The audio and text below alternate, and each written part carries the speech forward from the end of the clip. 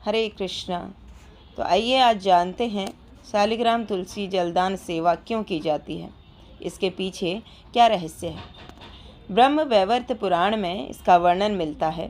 धर्मध्वज नामक एक राजा थे जिनकी पत्नी का नाम था माधुरी।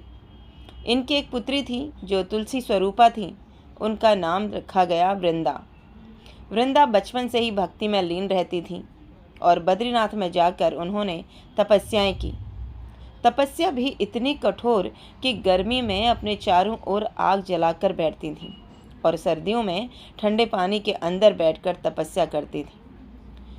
उन्होंने शुरू के 20,000 वर्ष फल खाकर तपस्या की।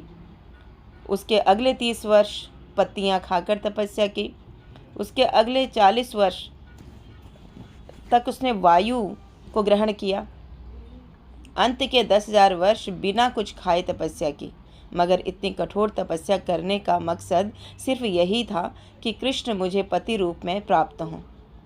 वृंदा की इतनी कठोर तपस्या देखकर ब्रह्मा जी अपने हंस पर सवार होकर आए और कहा, वरदान मांगो, तुम्हें क्या चाहिए। तब वृंदा बोली कि मैं भगवान के धाम में तुलसी गोपी थी।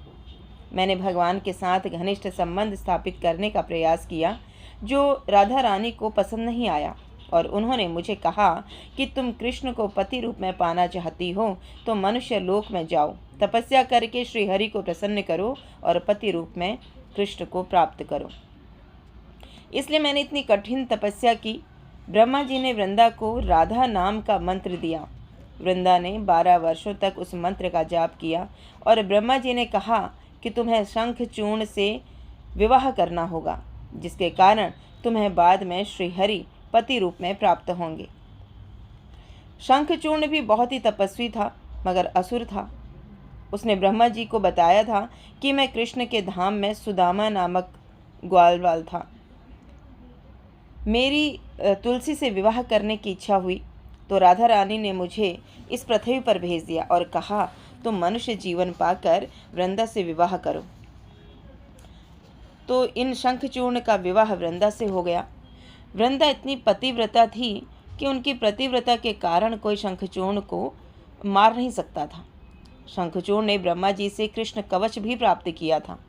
यहाँ तक कि देवता भी शंखचूर्ण को मार नहीं पाते थे। शिवजी का युद्ध शंखचूर्ण के साथ हुआ तो दोनों एक दूसरे को नहीं हरा पाए। इनका युद्ध लगभग 1 वर्ष तक चला। तब शिवजी ने विष्णु जी से प्रार्थना की और विष्णु जी ब्राह्मण के वेश में दान मांगने के लिए शंखचूर्ण के पास आए। शंखचूर्ण था तो असुर, मगर ब्राह्मणों का प्रेमी था। शंखचूर्ण ने कहा, बोलो तुम्हें क्या चाहिए। भगवान ने कहा, मुझे जो चाहिए वो आप दोगे। शंखचूर्ण ने कहा कि मैं कभी भी अपनी बात से पीछे नहीं हटता, बताओ आपको क्या चाहिए। तो भगवान ने कहा, मुझे आपका कवच चाहिए। तो शंखचूर्ण ने अपना कवच दे दिया। भगवान ने शंखचूर्ण से उसका कवच लिया और शंखचूर्ण का रूप धारण करके वृंदा के पतिव्रता धर्म को भंग करने के लिए उनके घर पहुंचे। वृंदा अपने पति को देखकर प्रसन्न हुई और अपने पति का पाद प्रक्षालन करने लगी, उन्हें भोजन परोसने लगी। तो जैसे ही भगवान ने वृंदा का स्पर्श किया, वह समझ गई कि ये उसका पति नहीं है। वृंदा बोली, कौन हो तुम? तुम कोई दिव्य पुरुष जान पड़ते हो। आप मेरे पति नहीं हो सकते। आप अपने असली स्वरूप में आ जाइए। तब भगवान ने अपना नारायण रूप दिखाया तो वृंदा बोली, आपने मेरा पतिव्रता धर्म क्यों भंग किया? विष्णु बोले, तुम्हारे व्रत के कारण तुम्हारे असुर पति को कोई नहीं मार पा रहा था और तुम्हारी ये इच्छा थी कि तुम मुझसे विवाह करना चाहती थी। तो वृंदा समझ गई। वृंदा ने अपना शरीर त्याग दिया। तब भगवान ने कहा, तुम्हारा शरीर गंडकी नदी के जल के रूप में जाना जाएगा। तुम्हारे केश तुलसी वृक्ष के रूप में जाने जाएंगे और मैं गंडकी नदी में तुम्हारे साथ शालिग्राम बनकर रहूँगा।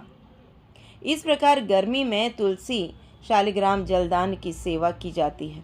तुलसी बहुत शक्तिशाली है, कृष्ण प्रेयसी है, कृष्ण प्रेम प्रदान करने वाली है। 14 अप्रैल से तुलसी शालिग्राम जलदान सेवा शुरू होगा, तो ये पूरा 1 महीने ये सेवा चलती है। तो तो आप ये सेवा कीजिए और अपने जीवन को आनंदमय बनाइए। हरे कृष्णा।